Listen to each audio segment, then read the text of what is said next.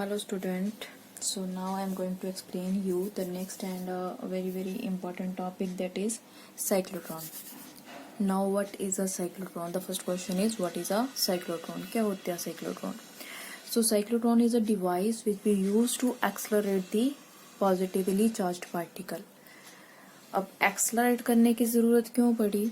जैसे हम लोग एक्सलरेटेड चार्ज पार्टिकल का यूज़ करते हैं जैसे सॉलिड्स की क्वालिटी को इम्प्रूव करने के लिए हम लोग यूज़ करते हैं एक्सलरेटेड चार्ज पार्टिकल, उसमें बम्बार्ड करवा के उसकी क्वालिटी को इम्प्रूव करते हैं। या फिर कोई हमने न्यूक्लियस को ब्रेक करना है, न्यूक्लियस डिसइंटीग्रेशन करनी है, तो उसके लिए भी हमें एक हाई वेलोसिटी से एक्सलरेटेड चार्ज पार्टिकल चाहिए होता है, जो हम लोग उस पर बम्बार्ड करवाते हैं, फॉल करवाते हैं और वहाँ पे वो न्यूक्लियस ब्रेक हो जाता है। तो इन पर्पसेस के लिए, इन यूजेस के लिए हम लोग यूज करते हैं हाईली एनर्जेटिक पार्टिकल।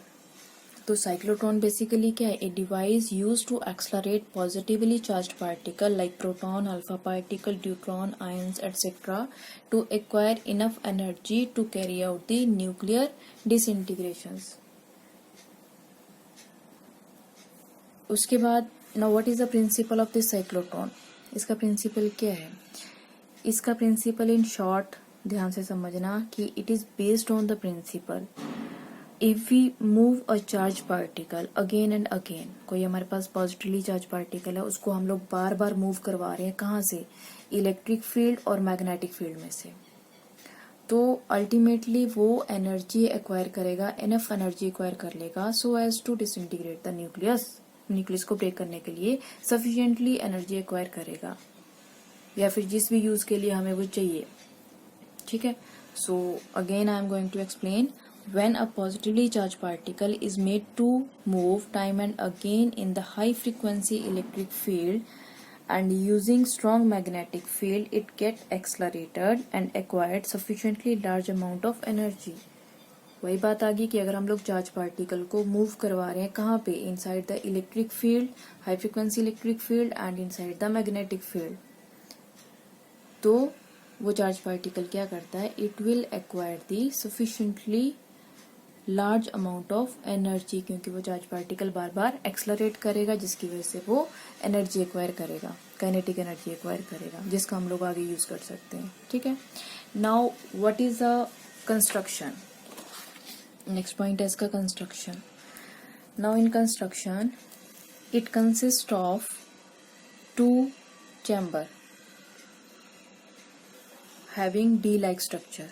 ठीक है, 2 चैम्बर है, जैसे बॉक्सेस होते हैं ना, बीच में से खाली होते हैं, तो 2 डी शेप्ड कंडक्टर बॉक्सेस और you can say that chamber होते हैं इसमें, जिनकी शेप होती है like a D, so that's why it is represent by D1 and D2 and these Ds are placed between 2 strong magnets.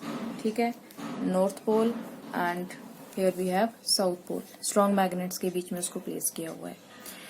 then there is a gap between these 2 Ds के बीच एक gap रखना है। यहाँ पे हम लोग एक source of positively charge particle place करेंगे, यहाँ से पॉजिटिवली चार्ज पार्टिकल प्रोड्यूस होंगे, उसको हम लोग प्लेस करेंगे between the centre of this 2 Ds।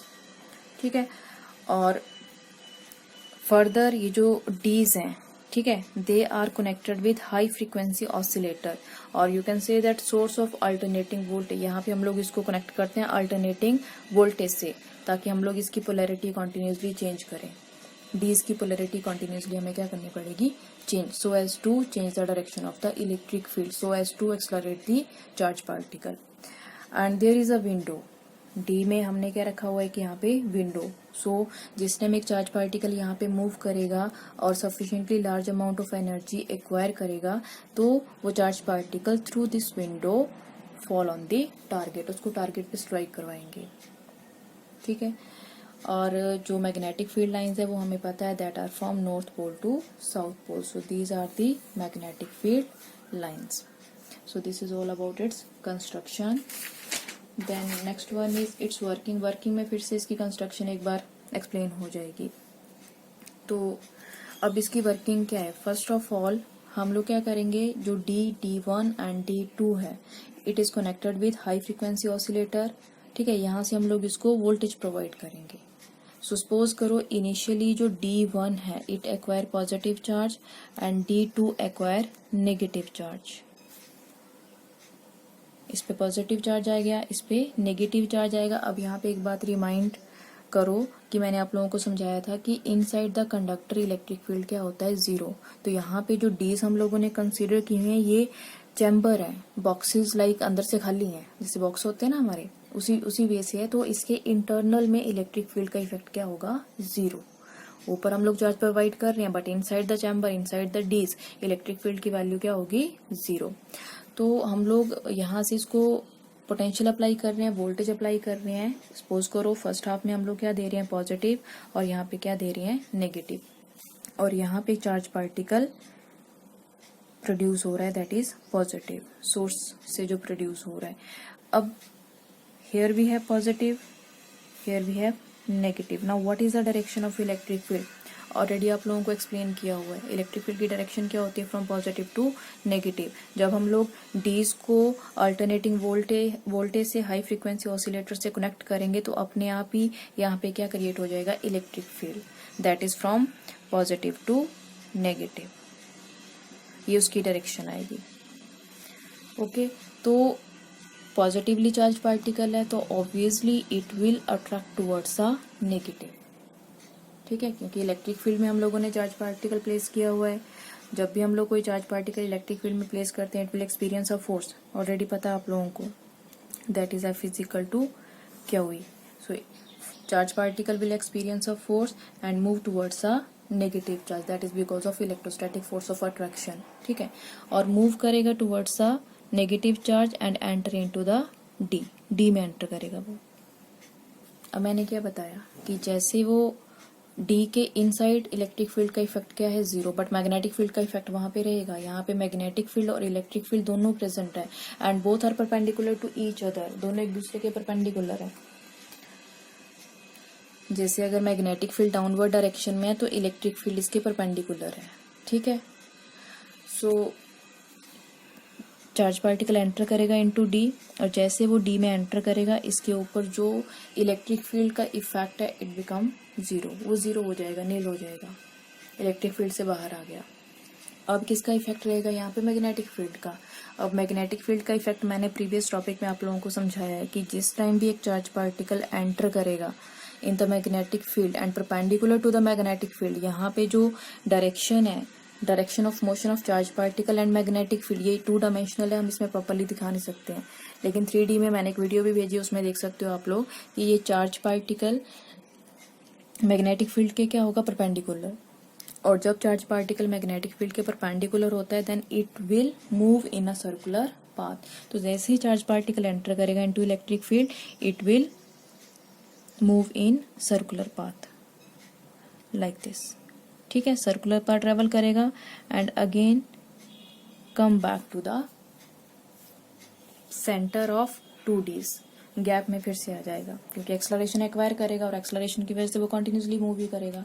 तो मूव करने के बाद फिर से कहाँ पे एंटर हो जाएगा, वो इन द गैप। और जिस टाइम वो गैप में एंटर करेगा उस टाइम हमने इसकी पोलैरिटी फिर से क्या करनी है, change by using high frequency oscillator, ठीक है। पोलैरिटी चेंज करना मीन टू से अगर पहले D1 पे नेगेटिव चार्ज था, D2 पे पॉजिटिव चार्ज था, तो अगले स्टेप में क्या होगा, D2 पे कौन सा चार्ज आएगा, नेगेटिव, और D1 पे कौन सा चार्ज आ जाएगा, पॉजिटिव। तो जैसे ही चार्ज पार्टिकल हमारा रीच करेगा कहाँ पे, गैप में, तो वो एक्सलरेशन तो उसने ऑलरेडी एक्वायर की हुई है, तो वो एक्सलरेशन की वजह से ही वो किस में एंटर करेगा, D2 में, क्योंकि यहाँ पे नेगेटिव चार्ज और नेगेटिव पॉजिटिव में क्या होगी फिर से attraction, and this charge particle will enter into the D2। और अगेन जैसे वो D2 में एंटर करेगा यहाँ पे इलेक्ट्रिक फील्ड फिर से क्या हो गया, 0, इनसाइड तो इलेक्ट्रिक फील्ड 0 है, किसका इफेक्ट रहेगा, सिर्फ मैग्नेटिक फील्ड का। और मैग्नेटिक फील्ड की वजह से क्या होगा, फिर से charge particle circular path follow करेगा and again reaches the gap between 2Ds, फिर से गैप में आ गया। जैसे वो गैप में, ठीक है, जैसे वो गैप में रीच करेगा अगेन यहाँ से पोलैरिटी चेंज करनी है। पोलैरिटी फिर से D1 पे कौन सा चार्ज आ जाएगा, नेगेटिव थर्ड स्टेप में, और D2 पे कौन सा चार्ज आ जाएगा, पॉजिटिव। फिर से वही process, charge particle again move towards D1। अब एक्सलरेशन इसकी कॉन्टिन्यूसली क्या हो रही है, इंक्रीज। कॉन्टिन्यूसली चार्ज पार्टिकल क्या कर रहा है, एक्सलरेट कर रहा है, मतलब उसकी वेलोसिटी कॉन्टिन्यूसली क्या हो रही है, increase.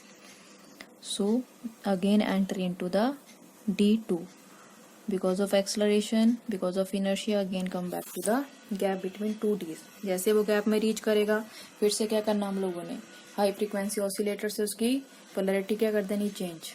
And as the polarity changes, again here negative here positive, ये प्रोसेस कॉन्टिन्यूसली चलता रहेगा। यहाँ पे फिर से अट्रैक्शन होगी टुवर्ड्स द D2, और D2 में एंटर करेगा। अगेन इलेक्ट्रिक फील्ड का इफेक्ट जीरो है, किसका इफेक्ट वहां पे एग्जिस्ट करता है, मैग्नेटिक फील्ड का, और मैग्नेटिक फील्ड की वजह से चार्ज पार्टिकल कौन से पाथ फॉलो करेगा, सर्कुलर। तो सर्कुलर पाथ फॉलो करके सेमी सर्कल कंप्लीट करके फिर से कहाँ पे आ जाएगा, गैप में। और जैसे गैप में रीच करेगा, फिर से क्या करना है अगले प्रोसेस में, D1 पे नेगेटिव, D2 पे positive. With the help of this high frequency oscillator हम लोग कॉन्टिन्यूसली वोल्टेज को क्या कर रहे हैं, रिवर्स कर रहे हैं, चेंज कर रहे हैं, उसकी पोलैरिटी कॉन्टिन्यूसली क्या कर रहे हैं, चेंज। और कॉन्टिन्यूसली जो हमारा चार्ज पार्टिकल है वो एक्सलरेट कर रहा है। Okay, so let us consider this window is here. अब यहाँ पे देखो, रेडियस डिपेंड करता है वेलोसिटी पे। अगर चार्ज पार्टिकल कॉन्टिन्यूसली वहां पे एक्सलरेट कर रहा है because of magnetic field, because of electric field, तो कॉन्टिन्यूसली उसकी वेलोसिटी इंक्रीज हो रही है। कॉन्टिन्यूसली उसकी वेलोसिटी इंक्रीज हो रही है तो रेडियस भी इंक्रीज होगा। ठीक है, एक्सलरेशन की वजह से चार्ज पार्टिकल का जो रेडियस है वो कॉन्टिन्यूसली इंक्रीज होगा। रेडियस के साथ साथ radius and velocity are directly proportional to each other, तो उसकी वेलोसिटी भी क्या होगी, continuously increase. In short, velocity continuously increase हो रही है तो उसकी जो काइनेटिक एनर्जी है वो भी कॉन्टिन्यूसली क्या हो रही है, इंक्रीज। और जिस टाइम ये सेमी सर्कल कंप्लीट हो जाएगा, then and this charge particle acquire sufficiently amount of energy, then it will exit from this window and fall on the target पे फॉल करेगा। ठीक है, मैंने क्लॉकवाइज मोशन लिया है। अगर आप एंटी क्लॉकवाइज मोशन लोगे, पोलैरिटी अपोजिट लोगे, तो आपको विंडो यहाँ पे लेनी पड़ेगी। ठीक है, मैंने पोलैरिटी अपोजिट ली है, उसका मोशन अपोजिट लिया है, क्लॉकवाइज लिया है। अगर एंटी क्लॉकवाइज लोगे तो विंडो यहीं पे आएगी। अगर क्लॉकवाइज लोगे तो आप विंडो यहाँ पे शो कर सकते हो, टारगेट यहाँ पे शो कर सकते हो। ठीक है, वो कहीं पे भी शो कर सकते हो आप लोग, मोशन पे डिपेंड करता है उसके। ठीक है, सो this is the working of this cyclotron. और यहाँ पे क्वेश्चन एक आपके टॉपिक में लास्ट में दे रखा है, what is the use of magnetic field and electric field. यहीं पे बता देती हूँ मैं कि इन शॉर्ट मैग्नेटिक फील्ड और इलेक्ट्रिक फील्ड का जो कंबाइंडली इफेक्ट है, जो यूज है, वो तो चार्ज पार्टिकल को एक्सलरेट करने के लिए ही यूज कर रहे हैं हम लोग उसको, क्योंकि इलेक्ट्रिक फील्ड की वजह से चार्ज पार्टिकल एक्सलरेट कर रहा है और मैग्नेटिक फील्ड की वजह से वो सर्कुलर पाथ में ट्रैवल करके फिर से इलेक्ट्रिक फील्ड में आ रहा है। तो ये कंबाइंडली दोनों का कंबाइंड इफेक्ट है कि हमारा जो चार्ज पार्टिकल है वो एक्सलरेट कर रहा है and it will acquire a sufficiently large amount of energy. इसके बाद जो नेक्स्ट है इसकी थ्योरी। अब थ्योरी मैंने प्रीवियस टॉपिक में ऑलरेडी करवा चुकी हूँ, वही है, रिपीटेड है, फिर से एक बार रिवाइज करवा देती हूँ आप लोगों को। थ्योरी में देखो, फर्स्ट ऑफ ऑल वही चीज कि प्रोटॉन जो हम लोगों ने लिया है, यहाँ पे चार्ज पार्टिकल जो हम लोग यहाँ पे कंसीडर कर रहे हैं, पहली बात उस पर मैग्नेटिक फोर्स एक्सर्ट कर रहा है। ठीक है, क्योंकि वो सर्कुलर पाथ में जो मूव कर रहा है वो किसकी वजह से मूव कर रहा है, because of the magnetic force. और मैग्नेटिक फोर्स किसके इक्वल होता है, Fm is equal to q v cross B. और अगर आप इसको मैग्नीट्यूड में लोगे तो Fm is equal to q v B sine theta, but here theta is equal to 90 degree. Theta is angle between V and V, velocity and magnetic field, that is equal to 90 degree. So Fm is equal to QV V sin 90 and sin 90 is equal to 0.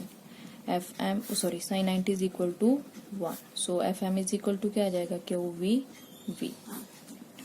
But since the charge particle is moving in circular path, और कोई भी body, कोई भी charge particle, कोई भी particle अगर circular path में travel कर रहा है, it mean to say that उस पर कौन सा फोर्स एक्सर्ट कर रहा है, centripetal force. And centripetal force by definition Fc is equal to mv² over r। But यहाँ पे जो सेंट्रीपिटल फोर्स है वो कौन प्रोवाइड कर रहा है, magnetic force. It mean to say that you can write Fc is equal to Fm, और you can write mv² over r is equal to qv, or you can say that mv over r is equal to qv, or you can write from this r is equal to mv over qv। यहाँ से देखो r is directly proportional to velocity, जो आपको यहाँ पे मैंने explain किया था कि उसका रेडियस कॉन्टिन्यूसली इंक्रीज हो रहा है तो उसका वेलोसिटी भी कॉन्टिन्यूसली क्या होगी, इंक्रीज। वेलोसिटी इंक्रीज होगी तो उसकी एनर्जी भी इंक्रीज होगी, क्योंकि काइनेटिक एनर्जी क्या होता है, half m v square. Kinetic energy depend करती है वेलोसिटी पे। वेलोसिटी इंक्रीज हो रही है तो काइनेटिक एनर्जी भी इंक्रीज होगी, ठीक है। And it will acquire the sufficiently large amount of energy. So this is radius. और यहीं से आप लोग फिर टाइम पीरियड के लिए भी एक्सप्रेशन निकाल सकते हो। और यहाँ से देखो रेडियस डिपेंड कर रहा है किस पे, मास पे डिपेंड कर रहा है, वेलोसिटी पे डिपेंड कर रहा है, क्यू पे डिपेंड कर रहा है, और मैग्नेटिक फील्ड पे डिपेंड कर रहा है। ये टर्म्स मैंने ऑलरेडी आप लोगों को एक्सप्लेन की हुई हैं। इसके बाद नेक्स्ट है हमारा टाइम पीरियड। अब टाइम पीरियड में देखो, let T be the time period of the high frequency electric field, then the polarity. अब यहाँ पे देखो, जो हम लोगों ने यहाँ पे हाई फ्रीक्वेंसी ऑसिलेटर लगा रखा है जो फील्ड प्रोड्यूस कर रहा है, तो अगर उसका टाइम पीरियड क्या है टी, तो जो यहाँ पे पोलैरिटी चेंज हो रही है वो तो आफ्टर हाफ टाइम हो रही है ना, हाफ सर्कल कंप्लीट होने के बाद पोलैरिटी चेंज हो रही है। इसका मतलब क्या है कि पोलैरिटी जो चेंज हो रही है डीज की, वो कितने टाइम के बाद चेंज हो रही है, t/2। It mean to say that you can write t is equal to time period is equal to t is equal to t/2, ठीक है। अब t/2 is equal to, this imply t/2 is equal to time period क्या होता है, velocity is equal to distance upon time, distance is equal to time is equal to distance over velocity। Distance कितना travel कर रहा है charge particle, पहले हमने लिया था सर्कल के लिए जो प्रीवियस टॉपिक था, लेकिन यहाँ पे हम लोग ले रहे हैं हाफ सर्कल के लिए, ठीक है। हमने टाइम पीरियड भी हाफ सर्कल के लिए निकालना है, तो हाफ सर्कल में कितनी डिस्टेंस ट्रेवल हो रही है, दैट इज πr। 2πr का हाफ क्या होगा, πr। तो कितनी डिस्टेंस आएगी यहाँ पे, πr ओवर वेलोसिटी v, ठीक है। और t is equal to 2πr over v। Now you can put the value of r, this imply t is equal to 2π over v into r अभी calculate किया हम लोगों ने, mv over qv। Velocity cancel out हो जाएगा, t is equal to 2πm over qv। This is the expression for time period. और यहीं से आप लोग एक एक्सप्रेशन निकाल सकते हो फ्रीक्वेंसी के लिए। फ्रीक्वेंसी क्या होता है, nu is equal to 1 over T. So nu is equal to 1 over 2πm over qv, और qv ओवर 2πm। ऑलरेडी करवा रखा है मैंने, पूरा टॉपिक 2 बार रिपीट हो चुका है, ये आपका 3rd टाइम रिपीट हो रहा है। qv over 2πm, this is frequency. फिर आपने एंगुलर फ्रीक्वेंसी निकालनी। एंगुलर फ्रीक्वेंसी क्या होता है, 2π न्यू, ये वैल्यू पुट कर दो यहाँ पे, omega is equal to 2π qv over 2πm, this is angular frequency. बाकी यहाँ से आप फैक्टर लिख सकते हो कि वैल्यू किस पे डिपेंड करती है, कौन कौन से फैक्टर पे डिपेंड करती है। नेक्स्ट जो बेटा हमारा पॉइंट है यहाँ पे, दैट इज एनर्जी गेन। ये डिफरेंट है, बाकी तो सारे रिपीटेड ही थे। अब एनर्जी, चार्ज पार्टिकल मूव कर रहा है, ठीक है, तो ऑब्वियसली उसकी कौन सी एनर्जी होगी, kinetic energy. It will acquire the kinetic energy. Now we know that kinetic energy of a charge particle और a particle is given by E is equal to half mv square, where m is mass and v is velocity. Now we know that, we know, अभी previously हम लोगों ने क्या calculate किया यहाँ पे, velocity is equal to q v r over m. Put this value in this equation, then we will get kinetic energy is equal to half m q v r over m square. That is k is equal to 1/2 m q square b square r square over m square. 1 m cancel out हो जाएगा, so you can simply write 1/2 Q square V square R square over M. Now, from this relation, what we conclude? From this relation, we conclude that K depends on R, radius. Kinetic energy indirectly depends on R. ठीक है, radius पे depend करती है. हमारा जो charge particle है cyclotron में, मैंने बताया आप लोगों को, वो कॉन्टिन्यूसली क्या कर रहा है, उसका रेडियस कॉन्टिन्यूसली क्या हो रहा है, इंक्रीज हो रहा है. ठीक है, step by step, again and again, after a with the passage of time. जैसे जैसे टाइम इंक्रीज हो रहा है, ये कॉन्टिन्यूसली क्या कर रहा है, इसका रेडियस कॉन्टिन्यूसली क्या हो रहा है, इंक्रीज. पहले लेस रेडियस है, फिर अगले स्टेप में और इंक्रीज हो गया, अगले स्टेप में और इंक्रीज हो गया, अगले स्टेप में और इंक्रीज हो गया. तो रेडियस के साथ इसकी एनर्जी भी क्या हो रही है, इंक्रीज हो रही है. ठीक है, क्योंकि लिमिटेशन में एक बहुत इंपॉर्टेंट पॉइंट आएगा, वो यहीं से क्लियर होता है. तो जो काइनेटिक एनर्जी है, इट डिपेंड्स ऑन रेडियस. जिस टाइम रेडियस मैक्सिमम होगा, radius is equal to maximum, then kinetic energy is also maximum. Q square V square R maximum square over M. ठीक है, so kinetic energy is directly proportional to R maximum, or you can say that radius. Okay, so this is expression for energy acquired by a charged particle which is accelerated in cyclotron. Now next one is what are the limitation of cyclotron. Cyclotron की limitations क्या है, important है. यहाँ से देखो 2 marks में आपको directly question पूछा जाता है कि what are the limitations of cyclotron.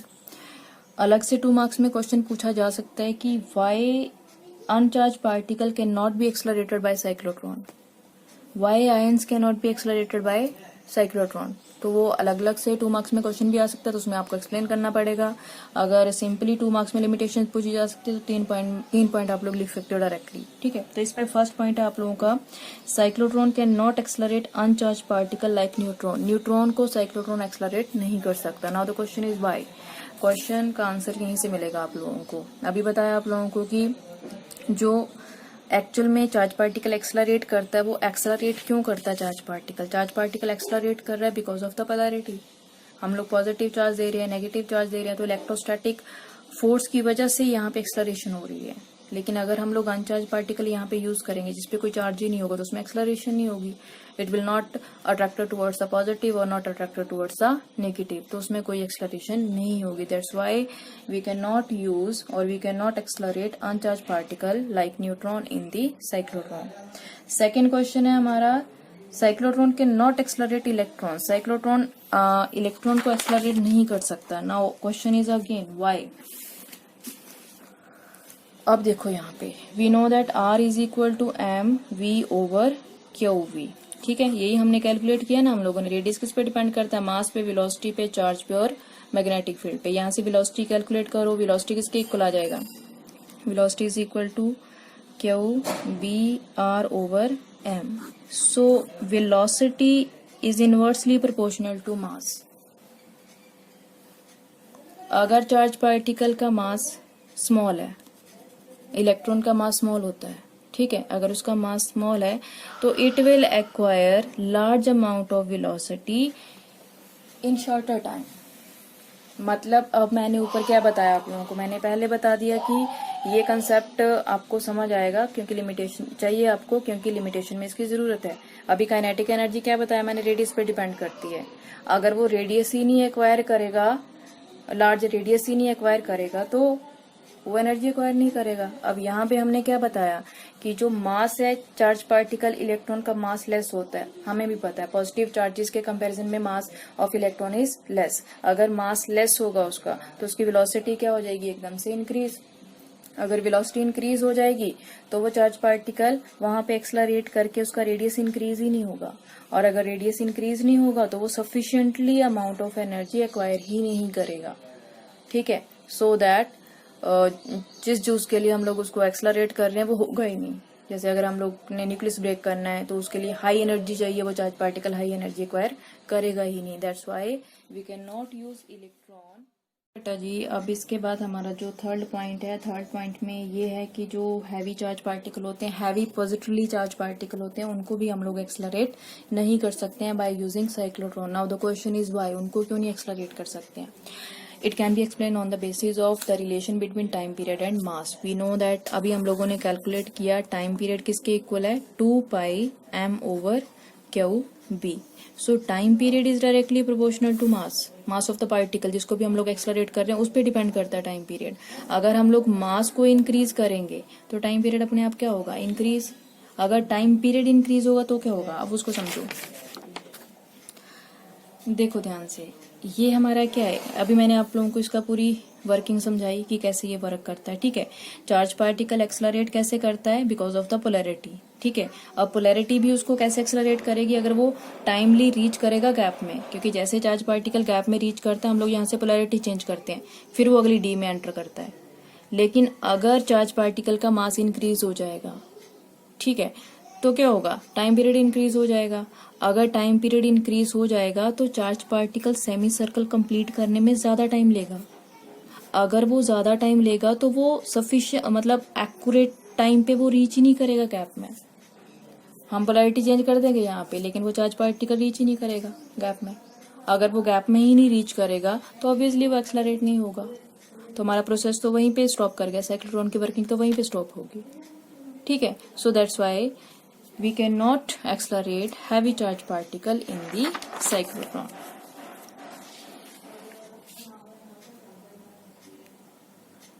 जितना भी मास इंक्रीज करेगा, ठीक है, सेम कंसेप्ट आएगा। बाकी इन्होंने एक रिलेशन लेके यहाँ पे इनफाइनाइट मास बता रखा है, तो इनफाइनाइट मास मतलब large amount of time period, sufficient infinity time period, you can say that, ठीक है। तो वहां से वो चीज क्लियर हो जाएगी।